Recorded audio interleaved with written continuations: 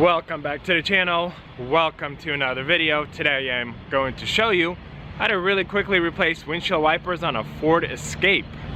Here are my new windshield wipers. They are 19-inch in length, and the Ford Escape uses a J-hook, which is super simple. So you see this tab, most likely your old wipers will have this.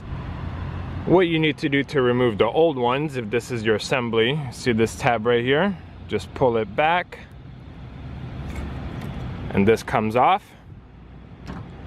To install the new ones, my assembly works like this. Push in these two tabs, it will open this up, exposing the new J-hook, which is right here. So what we do is slide this over, push this back,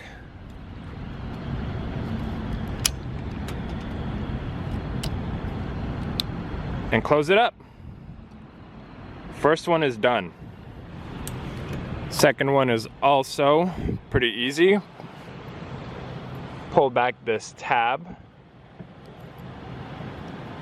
and then slide it down.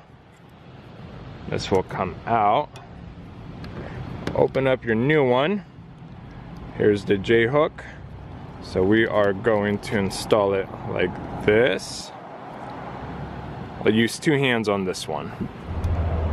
Once you get it slid over the J-hook, close this down, and down that goes.